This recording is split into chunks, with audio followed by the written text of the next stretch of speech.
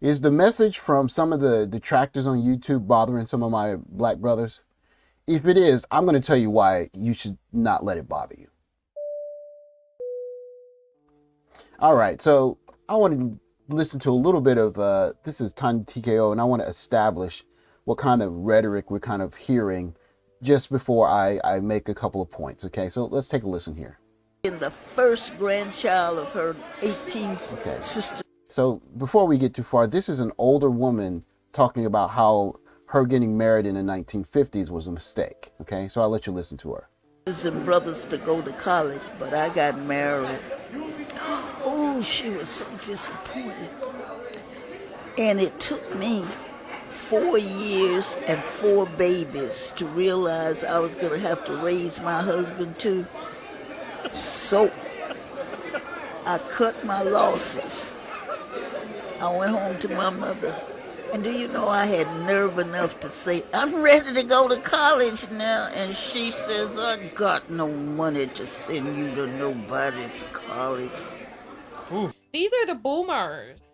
These are the people who are the parents of the older millennials. These men come out and they talk about how, oh, there were so much more marriages. I've been studying marriage trends and how it's on a downturn and has been on a decline since the silent generation. The silent generation were before the boomers. The boomers were before Generation X, and then we have the millennials. The boomers are the ones who gave birth to the older millennials. They try to make it seem as if our grandmothers were so damn happy, the women that came before us, that the reason why marriages lasted so much longer is because people were happier then. No. And this is part of the reason that... Okay, we'll stop it there. So, and fair use, by the way.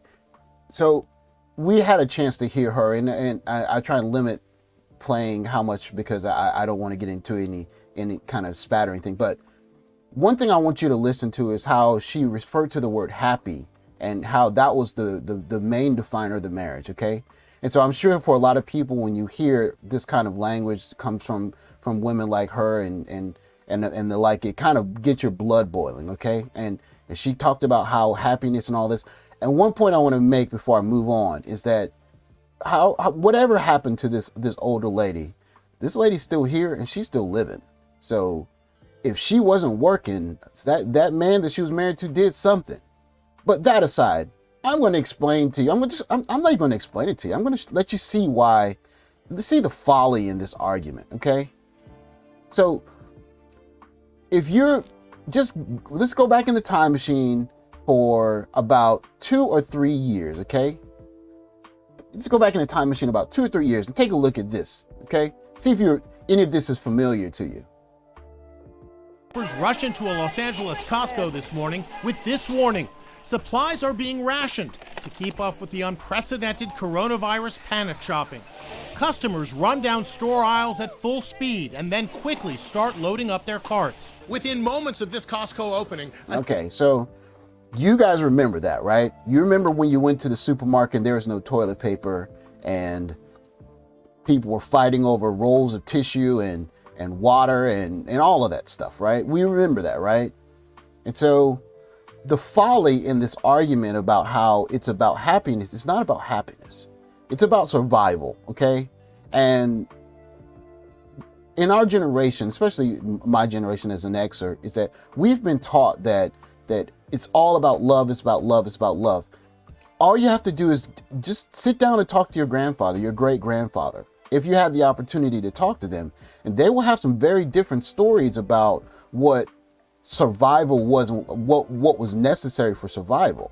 And so when I hear a lot of the detractors say, oh, you know, black men XYZ, or you need to do XYZ, look, it's very easy to make a lot of demands when everything's going right. So in essence, what's happened is that men have been kind of turned into ATMs, right? And so as long as everything works correctly, yeah, go out there, get some money and bring it home. And in a way that's been kind of the male experience for, you know, I guess 100 years, 150 years since the revolution, but the industrial revolution. But men have more abilities than just gathering resources, gathering money and bringing it home, right? And I'm gonna run you through a checklist. Can you start a fire with flint and steel? Do you know how to start a fire? I was a Boy Scout, so I know how to do it without a lighter, without lighter fluid. Now, I'm not saying that women can't start fires. That's not what I'm saying. What I'm saying is, can most women do it in order to survive? How about gutting a fish, cleaning a fish? Have you ever cleaned a fish? Now, I've seen it done. I'm not a country guy, but I'm sure I can go from not knowing how to do it to being able to do it without, having a problem with it in a couple of days. And this, of course, means you have to know how to fish. And so clearly, if you don't know how to fish, you can't gut the fish. But gutting a fish is something that men do all the time. How about, do you have a backup solar generator or something that you can run your appliances in if you have a natural disaster? Have you bought one and done the proper maintenance for it? For a lot of men, this is something we think about, right? Something that you think about, oh, typhoon's coming, hurricanes coming, floods coming, we're going to have to deal with XYZ. This is a backup plan. Now, this is something that men do just naturally.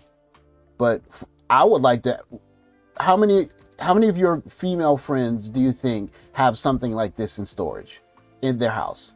How about clean water? What if you could not buy water from the store? Could you clean it?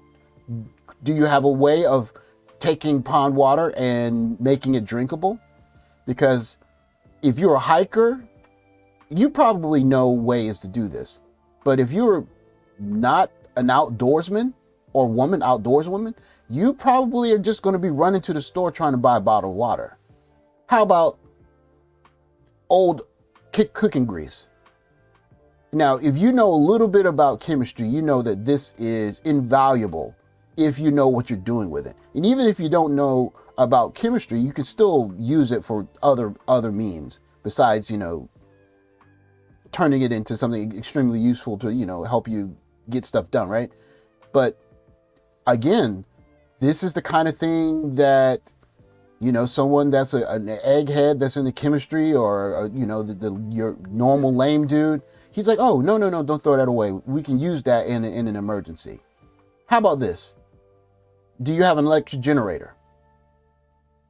Do you?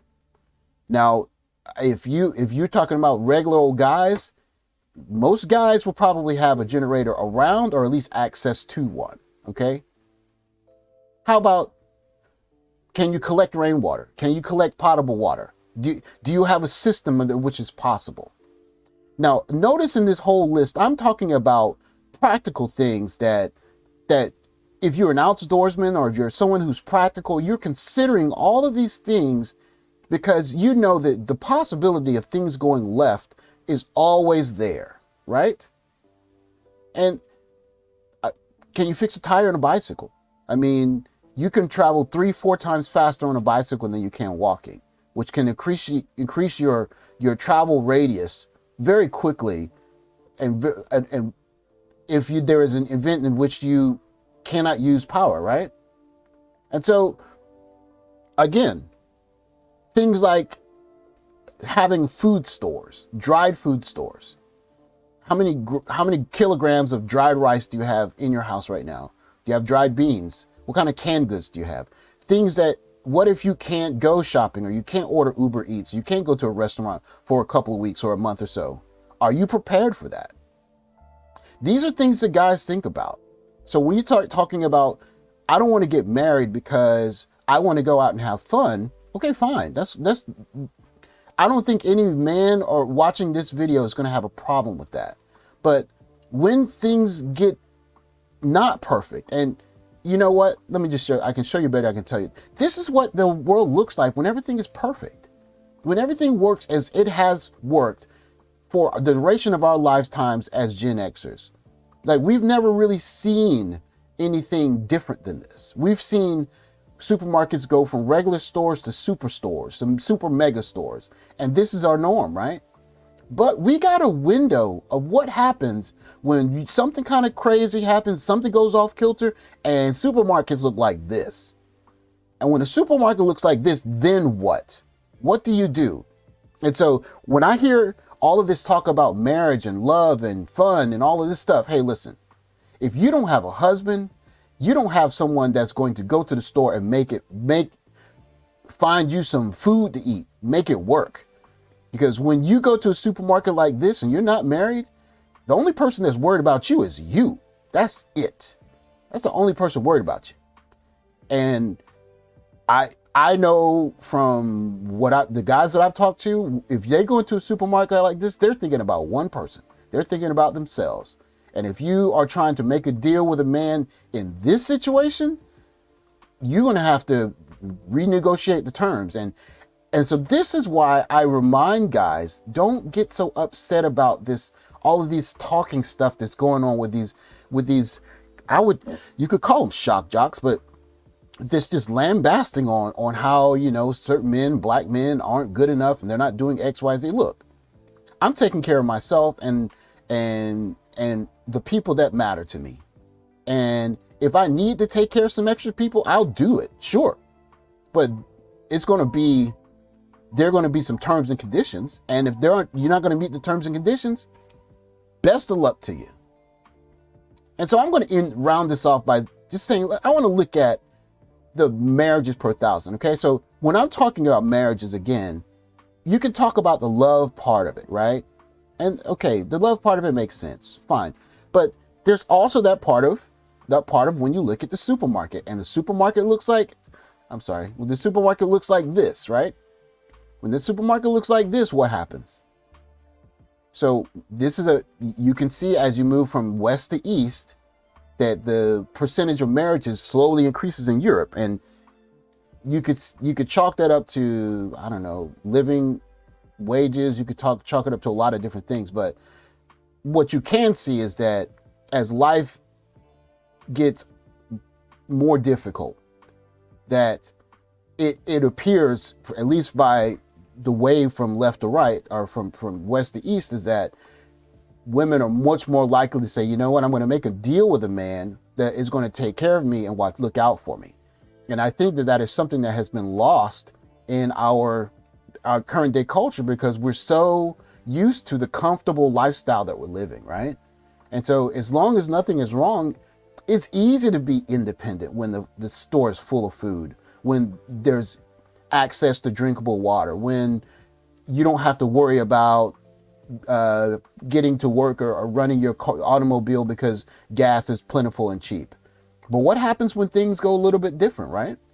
And so I'm going to round this out by, I want to look at this graph. This is the graph of I'm showing Russia, but I wasn't actually meaning to show this one, but I'm showing anyways. We can see in Russia that, you're looking at, you see the initial spike around 2010, but one thing you can see is that as time progresses, that there's kind of a rebound. It's going a different direction. Now you could chalk this up to whatever you want to. It could be culture, it could be lifestyle patterns, it could be any myriad of things. But if you've ever had a chance to look at the American graph, see if I can pull that up. It's not too much trouble.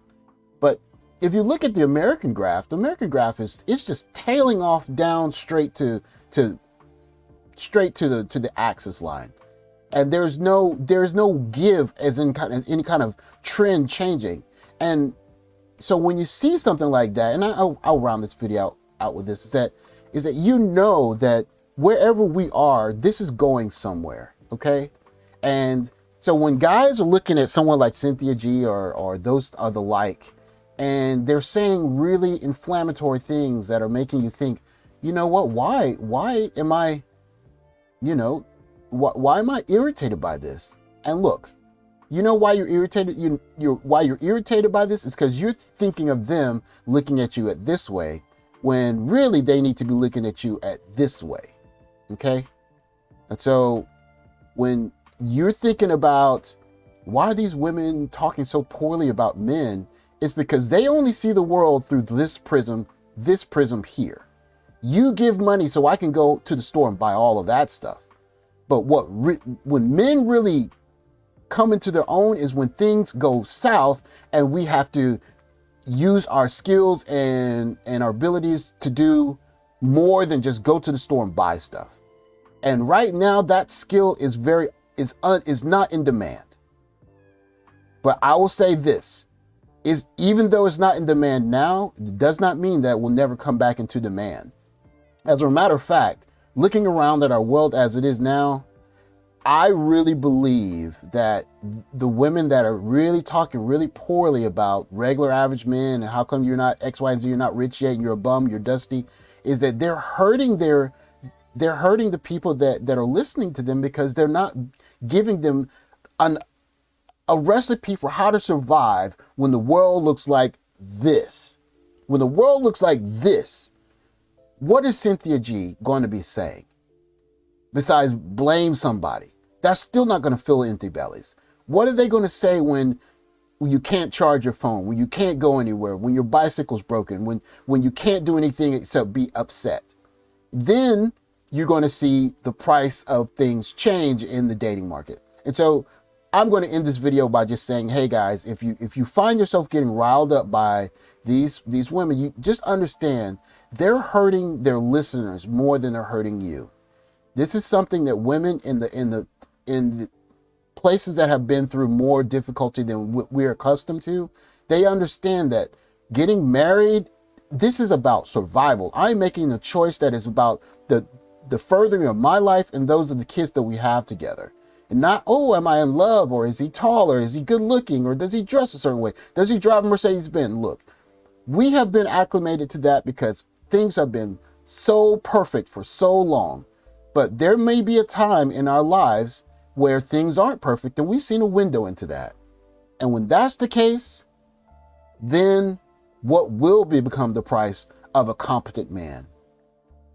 And with that, guys, thank you for listening to the video. I'll catch you guys in the next one.